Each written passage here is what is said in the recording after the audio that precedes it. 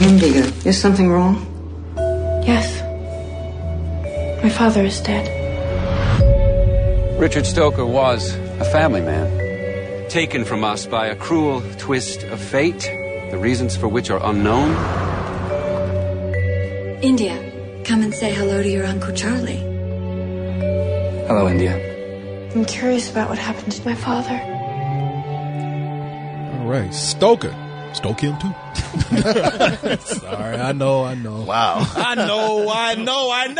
Okay. Cyrus, your work here is done. I'm aware. All right, just move on. You've been redeemed. I was going to make a Stoker Ace joke at some point, but now I don't even have to. Oh, God. Thank God. I like the way I did do that, and I try to get y'all to forget about it a second later. Man, just move on, all right? Ain't my fault. I can't help it. Oh, it is. It is your fault. Yeah. I know. Puns are viral. Drop a bomb like that, I didn't have a chance to build a shelter. That's why I tried to move along real quick to give you a chance to fuck with me. But I wish I had a chance to see this movie. It's got two things going on that made me want to see it bad. But unfortunately, I was suffering from a hangover and didn't wake up early enough. Oh, okay. Because I had to jet in. Got there a little late, and I had to leave the minute it was done. I didn't know if you made it or Actually, it was after the Academy Awards stuff we had done. And I'd been up all day and all night, and I just overslept. I'm sorry. Hold on. Coach, where's my violin? Man. I'm trying to find the little guy that actually plays it. Thought y'all my friends. Where's the support? It's tough love, Corey. Tough love. Yeah, you got half of that right. It's tough. Ain't no love in there, though. Yeah. It's more like prison rape right here. Anyway. You'll love it just the same. Like Prison Break. I hope that's a segue because it's written by the guy from Prison Break. Is it? Yeah, Wentworth Miller was the writer. Because that's not one of the reasons, but you told me that. I'm just acting surprised for the podcast. Really? What a performance. Don't say. Ladies and gentlemen, for the best performance on a podcast this year, thank you. Single worst pun, Corey Coleman. Thank you. I'll take it. No, this is Park Chan-wook, the guy that did, what was that vampire? The Vengeance trilogy. Oh, I'm sorry, Old Boy, yeah. Old Boy, the Vengeance films, and then Thirst. Thirst is the one I was thinking of, but Old Boy, I love Old Boy, yeah, too. Old Boy is one of those. I mean, the poster just says from the maker Old Boy. It's like, well, that's all you had to say. Yeah, exactly. And I did see that, and I've been wanting to see it, and I overslept that day. But then the other thing is that I was reading on Wikipedia just before I got here. I'm reading it right now, that this is heavily influenced by Hitchcock's Shadow of a Doubt, which is probably my second or third favorite Hitchcock movie. I mean, it's influenced by a lot of things. Shadow of the Doubt's definitely in there. The other is Bram Stoker's Dracula, quite frankly. And keep in mind, I didn't read anything about this movie before I went in other than who was directing it. And it's not a supernatural film. This is not that. Yeah, motherfucker, you told me it was a vampire movie. I told you. I told you. Waiting for some vampire shit to happen. Yeah. I was like, wait a goddamn minute. I remember exactly what I told you. I remember exactly what I told you. I said, I saw the same trailer you did, and from as near as I can tell, this seems like maybe what it's about. You know what, Cyrus, you're the vampire because you sucked the hope right out of it. I know, right? I was like, it's taking a long time to show some fangs. Then when you watch the trailer, everything about the trailer goes, oh yeah, this is like Bram Stoker's Dracula, except updated to modern day in some way. Because you got the girl and like the uncle coming in who's like obviously something supernatural and creepy about him, who can seduce women with ease. But no, there's something special about the young girl who seems trapped by his gaze, and there's killings going on. You're like, come on, man, this has got to be vampires. It's called Stoker, for God's sake. Well, you're right. It is called Stoker, and it's like that. It's like that Dracula. As much as you got this creepy quasi-gay guy that nobody seems to acknowledge the fact that he's a fucking creep. I'm like, what's with you people? Is nobody gonna go like, Uncle's weird and he needs to fucking go? No, because you want to know why? Because he's the creepy uncle. Yeah, that's all. You've never had one. Hey, look, I'm an uncle. I'm creepy. Yeah, I know exactly how this works. So, what is this about? I'm looking at the actors right here. Now, was Mia Wasikowska? Who is she? Man, you've seen her. Alice in Wonderland. Alice in Wonderland. Okay, that is her. Shit. What was the movie with Glenn Close playing a man? That one. Yeah, Albert Nobbs. Okay, Albert Nobbs. And Matthew Good is the creepy uncle. And then you have Nicole Kidman as the mom. Yeah. The idea being is that Nicole Kidman is the mother of Mia, and their father, who has like very brief sort of flashback experience. Yeah, Dermot Mulroney. Dermot, he has died right before the film started, so they're kind of in mourning. Mia is very withdrawn. She's a non-comedic version of Winona Ryder from Beetlejuice for all extents. That's all I can think about. Yeah, She's like, goth chick 101. yeah, absolutely. Nobody gets along with her, really. She doesn't want to talk to anybody. She thinks she's all badass and shit, reading them books, whatever. Why you got to keep making straight A's, girl? Fucking things up. Nicole Kidman is more of a sort of like, you get this feeling like she's almost kind of relieved that her husband died. Like there was something going on there that we didn't really see. The father was really close with Mia, but they obviously wasn't getting along real well with the wife anymore. So when And as much as because she's like some kind of like weird Stepford alcoholic bitch. yeah, but so when the uncle shows up, I'm not trying to be judgmental or anything. Yeah, calm down there. That's on the IMDb page. Oh, is it? Oh, it's on Wikipedia too. You know, I've often wondered why it is we have children in the first place. And the conclusion I've come to is because we want someone to get it right this time. But not me. Personally speaking, I can't wait to watch life tear you apart. when the uncle shows up out of nowhere, who, at least in the context of the film, is like handsome and multi-talented, and knows exactly how to talk to both of these girls to eventually get the interest of Mia, and certainly has Nicole Kidman going, "Oh, I got the vapor." Yeah. I know he's like husband father 2.0. Yeah, exactly. So we got the Goth 101 and Father 2.0. But it's tensing things up because Mia misses her loved her father very much. Obviously, that was her only real relationship in her life. And here comes this new guy. You know, I mean, believe me, it can't get any more Freudian than this film, quite frankly. Yeah. But then as it's going along, it's clear there's more to this guy than just an interloper trying to get some Nicole Kidman ass. There's bodies starting to pile up. What's really going on? And why is he so obsessed with Mia? Why does he want so desperately to crave her attention and to get her love? Well, that's kind of the central mystery of this film, that Mia is trying to figure out, while also trying desperately not to be seduced by the things that he has to offer. Hey, so all these people, like the name of the title of this movie, their last names are Stoker. Yeah. So they're all related. Mm-hmm. Yeah. So there's some incestuous. Well, that's what I'm saying. Well, he's would be Nicole Kidman's brother-in-law. Although, if he was, it's more like he's just trying to get the love in a familial sense from me. Oh, I see. Really. But she is so she's who she is. She's like, nobody who would ever like this girl in real life, because she treats everybody like shit around her because she's so cold and distant, including him. But you know that something's going on because he is not taking no for an answer. No, he's not. And it's way too, like, I would say, well, it wears its sexuality on its sleeve, but it rips it off its sleeves and wraps it around a hammer and hits you in the forehead with it. Well, see, I didn't have that problem at all. I didn't have that problem either. He's still mad about vampires. Yeah, right? I mean, if you're familiar with Old Boy, you know kind of how they teased and they played with that a bit in some ways, just the whole, the sexual tension of that whole movie.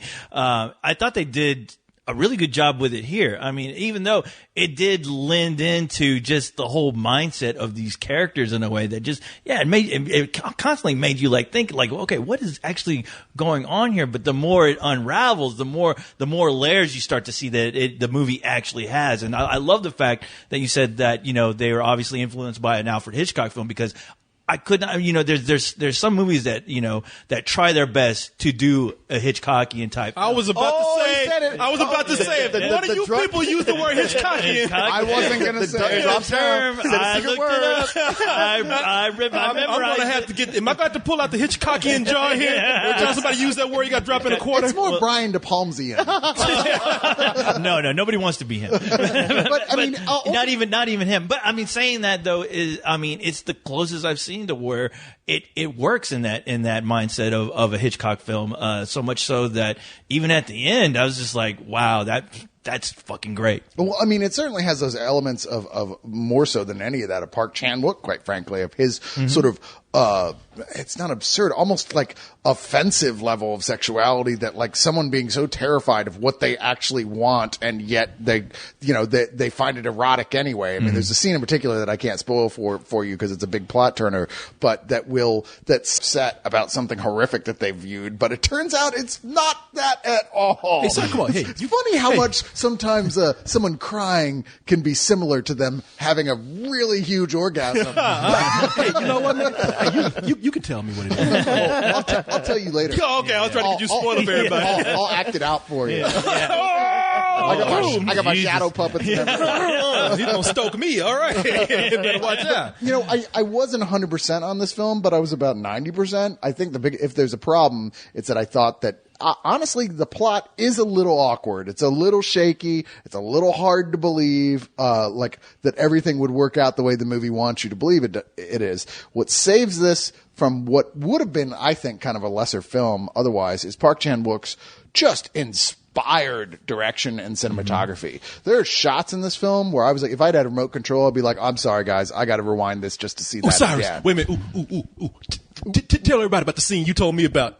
Do I? Okay. Yeah, because you got me hooked with that scene. There's a scene in there where Mia is brushing her mother's hair, Nicole Kidman's hair, and the camera's just getting closer and closer as they're having this conversation until her hair is just, and the brush is filling up the whole screen, and you watch the brush go down, and they seamlessly transition to another scene by having the strands of her hair turn into wild grass blowing in the wind, and it's so amazingly well done that I was floored. I felt like one of the best things about this movie was the transitions and the shots, the cinematography, the direction, and even the performances were all really good.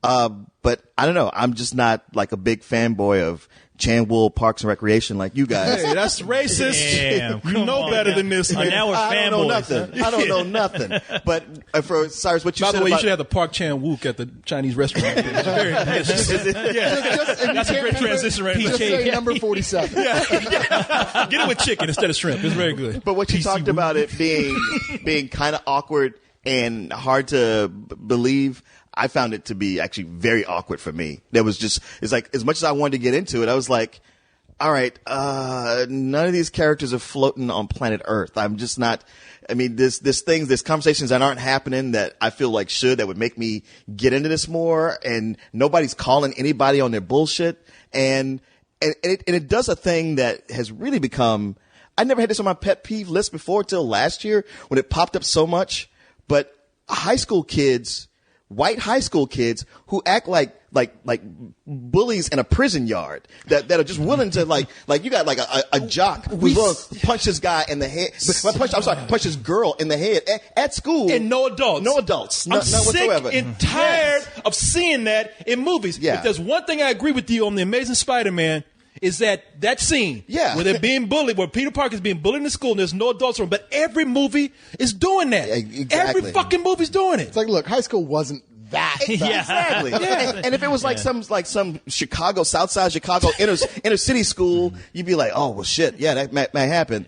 But we're talking like middle of America, suburban. Well, you know that scene, the whole scene that you're talking about. I mean, believe me, it is the only thing in that movie that bothered me because it's like, oh god, you not only got to have this guy being a complete and utter like dick for no real reason. Whatever. This girl isn't threatening by any stretch of the imagination, but he has a group of buddies that are just along for the ride going, you show her. Yeah, you go get her. That's another thing I hate. The bully with his friends just mimicking. Just can't show us all how tough you are by beating up this little girl. Beat her ass. Beat her good. Because they're always so flat when they do that too. Because all those guys have nothing but lines that go like, yeah, man, you kick his ass. They look like extras with lines. I mean, that's all they do. But the thing is with that though, I actually liked the outcome of that whole situation, which kind of won me over because when it does happen, you're like, fuck yeah. Well, it's an important turning point in the film and with Mia's character of like, you know, who she's scared of becoming. It's a central turning point. The only problem is every time any of these characters have to interact with someone outside of their little world, which seems very dreamlike, it takes you out of it for a minute. And that was the biggest problem with that whole high school sequence. It was like, I have a hard time picturing that high school even exists in her world. Yeah. It just seemed like none of this was based on anything that we deal with. Like everything that was going on in the house, it could be tense or it's mysterious. But anytime I thought about, but how's the rest of the world going to react to this? It's like, this is just falling apart. And you have, the kid who we just saw in Beautiful Creatures, Alden Ehrenreich, I don't know. I'm not going to say what happens with his character, but there's such a personality switch. Ehrenreich, yeah. There's such a personality switch, in the plot that goes on with him that I was just going like, what the fuck? He was this guy 1 minute, and now he's a complete opposite next, just for the plot. I didn't have a problem with that. Hey, he's the nice guy who really is only acting nice because he wants to get some. That's not very hard to believe at all. And in some ways, when you look at that, when you really examine that character, you see he's not so different than the other characters that they have in the movie. That it is all like, who is really who they're saying they are. And I think that's why kind of the way the film looks, the aesthetic of it, I think it lends itself to these characters, because I mean, when you realize that these characters, there's obviously something wrong with all of them. I mean, I think it kind of set up the stage where this world that it's creating, where it's like, this world doesn't look real to us because we're not that fucked up like these characters are. We're not living in this fucked up crazy world that they've created for themselves. We're not supposed to be in that world. Yeah, and that's what, I mean, and that for me as a viewer, I could see that within the movie. Like I said, there is but it's not going to work for everyone. There is that dreamlike quality that goes all the way through it, which is why the high school stuff, like I said, does stick out. But on the whole, none of the things you're talking about I really noticed or felt were even there, because everything made sense within their weird little world that they live in. In fact, the way the film is directed a lot of the times is from the viewpoint of just what Mia's character is just thinking about at that moment. There's lots of flashes and cuts to sometimes things are just there for symbolism. Sometimes they're just relating to memories as she's trying to puzzle things together, and it's all very cerebral in that sort of way of this confused young, like very anachronistic young girl and trying to figure out what's going on. I mean, ultimately the overlaying thing is puberty, make no mistake. That's what this is about. It's a woman who's like replacing, the father in her head with another father figure and wants to kill her mother, and I mean, everything Oedipal is right there on the face of this thing. Why couldn't you have told that to Leon instead of saying it was about vampires? Because I hadn't seen it. Oh, okay. I thought you were fucking with him. All right. I can't blame you. I mean, I thought this was the same girl who was in that other movie. Was it Jane Austen or Jane Eyre? Jane Eyre. I'm sorry. Yeah, Jane Eyre. I think it is. Is it the same girl? Yeah, because I mean, in that movie, the whole time, I've never read Jane Eyre, but the whole time I seem like, okay, when the hell is this vampire going to come out of this castle that they keep shooting this movie like it's a damn vampire movie? So and the thing is that the uncle character is so vampiric anyway. I mean, like I said, there was a lot of stuff in here from Bram Stoker's Dracula, except it's not actually a vampire film. And that whole relationship between him and Mia is very Dracula and Mina Harker, and that's super intentional for that to be there. They even almost has familiars with exactly. Yeah. But so when you get to the point of realizing in the film nobody's a vampire, you are kind of disappointed. You're like, I was kind of hoping this ain't no vampires. It's just weirdo white people. Well, Leon, if you can overcome, hey, that's some good entertainment right there. That's racist, sir. That's racist. Actually, no. I'm not saying all white people. Just these right here. They try to socioculture. Just this one on the couch, right? Why do you have to point out they're white, Leon? Because they're weird in that way that only white people would be. Yeah. Why do you need to see a movie about it when we got you sitting right here? I would like to see Tyler Perry's version of this. Believe me, those are vampire movies. They suck my life away. And in our culture, believe me. Medea is the king of vampires. But Leon, what if you can get over your prejudice of this having no vampires? What would you rate this? Look, I didn't enjoy it on the level these guys did. Once it was done, I was like, well, that was the thing. I mean, it was beautifully done for what it was. But ultimately, I was like, okay, there's twists in here that I thought were pretty good. Like when they get to them, and like especially one of the twists, I was like, oh, that's really clever. I did like that twist. But then the way it actually ends, the very end of the film, was just gimmicky in a way that left me with a bad taste in my mouth. For me, it's just a high rental. Okay. I didn't find it gimmicky, but I agree with you that there's a point right before the little epilogue where, explaining what really happened, where this guy came from, that they ask this actor to behave in a way that seems so like, wait, where was this guy through the whole rest of the movie? Yeah. You know, it's odd that they want us to believe these are the same people. And it doesn't really work. And I think it's really more of a fault of the actor than it was even of the script. I felt like he didn't find a way to make it, to sell it. And so, yeah, it took me out of the film a bit. The points of the high school took me out of the film a bit. But ultimately, it's just such a beautiful looking film. It's such a beautifully put together film from a director and cinematography standpoint that, you know, the plot could have been 10 times worse than it was, and I still would have enjoyed it just for the sheer craftsmanship that's involved. I give it a low full price, and that low there is because I couldn't help but keep thinking, what if they had just gotten these things right? It would have been and as it is, it's too flawed to quite be there. Co-host, do you agree? I agree. Hey, Clay, did I mention there's no vampires in it? Now you say that. That's why I'm doing this for. I'm doing it for Leon right now. Yeah, co-host. Well, call me Mia, because they totally sucked me in. Because I mean, it is one of those. You gonna throw this phone at you? Yeah. Why am I the only one not making puns on this movie? Hey man, thank God for that. But we need to make a movie about that. But it is one of those movies that, you know, just knowing who the director was. I mean, I did have some kind of expectation of him, especially with a story like this. But you know, I didn't know knowing the story at all. So like as it went on, I was just really fully aboard. And sure, not a lot of it. Some of it doesn't work. And I won't say all of it. Some of the few things that you guys mentioned, you're right. I mean, I noticed those flaws too, but everything else kind of made up for it, especially the acting and especially how the uncle in this. He is one of those actors where you're wondering, like, yeah, like you were saying, Cyrus, about, you know, the character decisions about how they use that. But for some reason, for me, it just felt like, wow, this guy is so out there that, yeah, he's not supposed to be the same guy, you know, and that's kind of what the point of the movie is to me. But saying that, I mean, I thought it was a wonderfully, you know, shot film.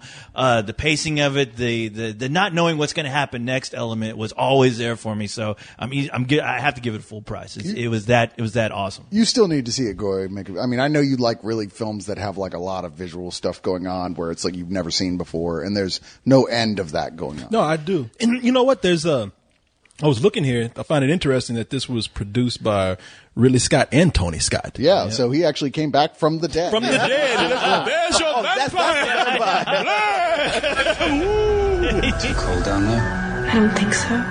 People disappear all the time. Pack a small bag. What do you want from me? To be friends. We don't need to be friends.